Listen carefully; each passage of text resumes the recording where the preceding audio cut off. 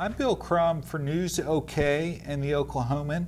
I'm here with Sarah Adams Cornell, who is leading an effort to adopt an Indigenous Peoples Day here in Oklahoma City. Sarah, welcome. Thank you.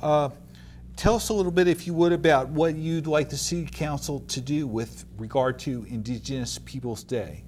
Well, several leaders within our Native community have come together in an effort to ask the City Council of Oklahoma City to vote yes on a resolution that would make the second Monday in October Indigenous Peoples Day. And this effort has been something that we've seen throughout the country, and really right now it's sparked a great interest within our state. So we're seeing lots of different groups ask for the same measure be done around our state. So that effort began a few weeks back, or more like a month ago, and we're hoping to see it pass this on the 13th. Okay, and we should note that it was before the City Council on the 29th of September, last week, and the vote was 4-4, and they needed 5. Yes. So it failed at that point. Councilman White from Ward 4 is bringing it back for reconsideration on the 13th. That's correct. One of the things that was discussed in City Council was the need for justice for Indigenous communities. Tell me, if you would, a little bit about how an official observance would advance the cause of justice. Native communities have seen this federal holiday as problematic for a long time. And that's Federal Holiday of Columbus Day, which is not observed in Oklahoma, not observed in Oklahoma City, but it is federal holiday. And as was noted, it's observed in various ways throughout the community. It is. Everybody knows about Columbus Day. That's right. And I think that for our Native community, it's something that we've wanted to see change for a very long time. In a lot of schools, as I was growing up, I didn't know the correct history of Columbus and what happened, the atrocities that happened and that were committed by him and his men when he came to America and discovered Indigenous people. Discovered, yes. It's problematic when you talk about a person discovering millions of people as if they were not able to self-determine that for themselves. So there are so many problems with celebrating Columbus. Federally, we see things throughout our city that, different ways that it's marked, although it isn't recognized by the city.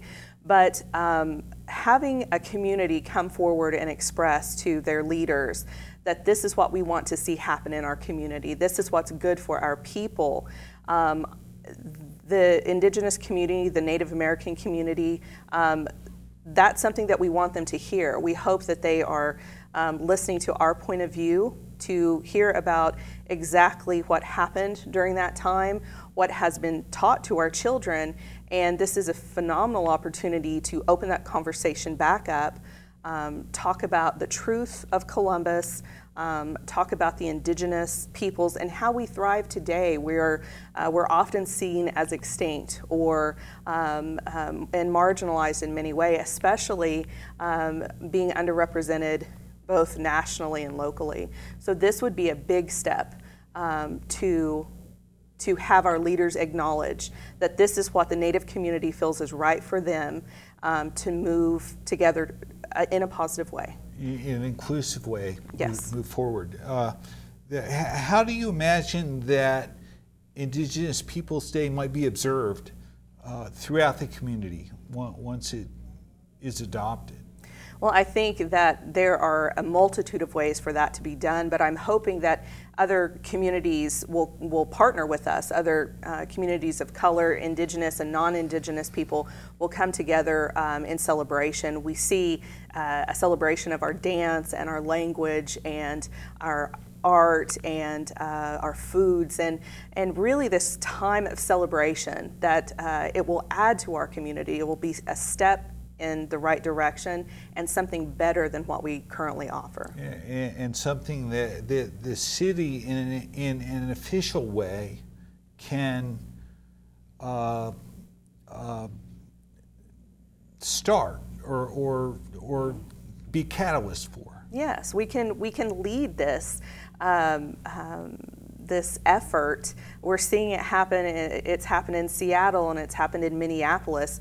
We could be the fourth large city to do something like this, and we're really seeing it in Oklahoma right now. As this has come to the city council, people are taking notice, and you'll see that Native people are really organizing behind this. You're seeing large efforts. Bartlesville Public Schools had students come and say, this is what we want to see in our public school. We had a giant one at the University of Oklahoma. A group of Native students came before the student government and petitioned for the same. They used the resolution that we're using, we're sharing, and we're really really bridging those gaps between all of these Native organizations. And they brought it before, and it was voted unanimously by one of their student governments, one of those bodies. It passed another one within days, and President Bourne has already said that he is going to pass it, and he's going to announce this resolution on October 12th at a huge gathering on campus called Indigenous Peoples Day. It will be the first celebration. At OU? Yes. Very good. And 39 federally recognized tribes in Oklahoma. Yes. I believe, right? It's a large bit of our population. A lot of times we're only out when we feel like they're using us for a lot of these tourist dollars and our image to bring people into our city, but we want to see that reciprocated by listening to our needs, what we feel is right for our community, and voting to honor that. Okay, well, thanks very much. Thank you so much. Sarah Adams Cornell, leading an effort in Oklahoma City to adopt Indigenous Peoples Day. I'm Bill Crum for News OK and the Oklahoman. Thank you very much. Yakoki.